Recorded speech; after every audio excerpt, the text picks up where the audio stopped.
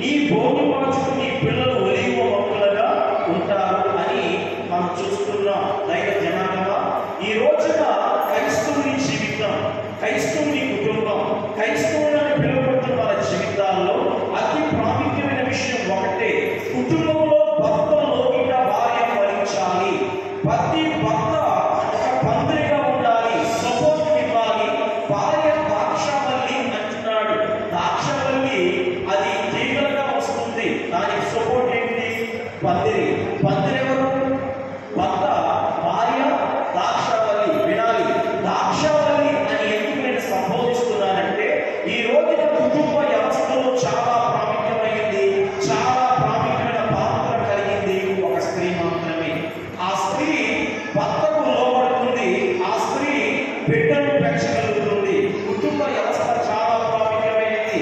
ఆదిలోనే మన పోలిక చెప్పున, మన యొక్క పరిస్థితులు చెప్పున ఆదాము కలుగు చేశాడు.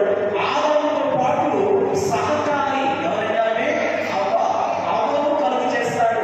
దేవుడు ఆదిలోనే ఆలోచించాడు, ఒక కుటుంబ వ్యవస్థ ఉండాలి, ఒక కుటుంబం ఏర్పడాలి, కుటుంబం చేత ఈ లోకానికి అనేక ఈవులు కలగాలి అని దేవుడు కోరుకున్నాడు. ఆదిలో దేవుడు కలుగు చేసిన వ్యక్తి ఆదాము, తరువాతి పక్క ఎముకైన అవ్వ. ఈ ఇరువురు ఎవరండి? భార్య భర్తలే. ఈ ఇరువురు ఎవరండి? దేవుని స్వరాన్ని విన్నవారే, దేవుడితో ఉన్నవారే, దేవుడితో ఐక్యత కలిగి జీవిస్తున్నవారే, దేవుడితో నిత్యము ఆయన స్వరూపాన్ని, ఆయనతో స్నేహ అనుభూతిని కలిగిన వారే. అయితే ఆ కుటుంబంలో దేవుని స్వరం ఉన్నంత వరకు, దేవుడితో ఉన్నంత వరకు, దేవుని యొక్క సన్నిధిలో వారు జీవించిన వరకు వారు కాపాడబడ్డారు. వారు భార్య భర్తలుగా ఈ లోకానికి దేవుడు పరిచయం చేశాడు. అందుకే వివాహం అన్ని విషయంలోనూ ఘనమైన ఘనమైందా? అన్ని విషయంలో వివాహం ఘనమైంది అన్నారు, అన్ని విషయంలో స్త్రీ కూడా ఘనమైంది. అందుకే భర్తలారా, మీ భార్యని ఏం చేయాలి? సన్మానించండి, వారిని గౌరవించండి, వారిని ప్రేమగా చూడండి అన్నాడు దేవుడు. అంతేగాని కించపరచవచ్చు అని పురుషుడు స్త్రీ ఈ భర్తకు అన్ని విషయంలో ఏం చేయాలి? లోపడాలి. లోపడినప్పుడు కలిగే ఆశీర్వాదం తెలుసా? నీవు నిత్యముగా ఫలించు ద్రాక్షావళిగా ఉంటావు.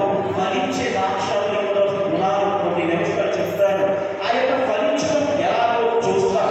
ఆదిమ సంఘాల్లో పౌలు గారు పరిచయం చేస్తూ ఒక పట్టణానికి వచ్చాడు, ఒక గ్రామానికి వచ్చాడు. ఆయన గ్రామానికి వచ్చినప్పుడు అక్కడ ఇద్దరు భార్య భర్తల పేరు స్పష్టంగా అపోస్తలుల కార్యాలలో, రోమా పత్రికలో అనేక చోట్ల వారి ఇద్దరు పేరు దేవుడు రాయించాడు. ఎవరో తెలుసా?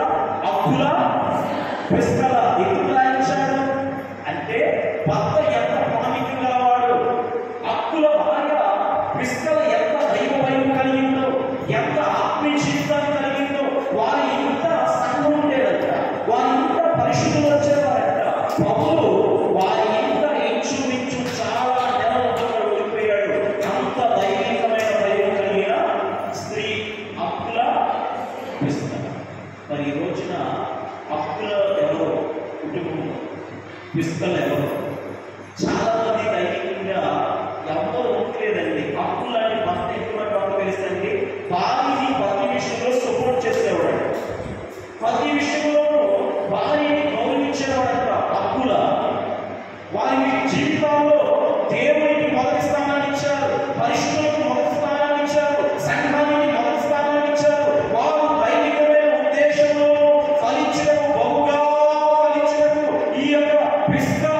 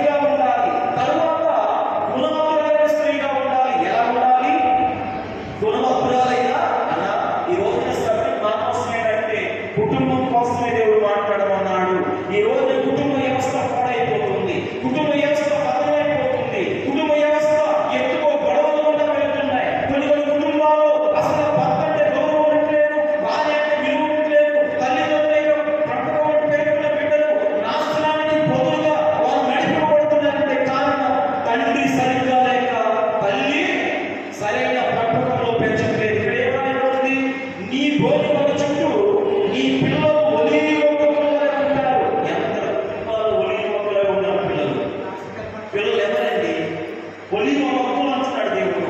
నిత్యము దీపాలు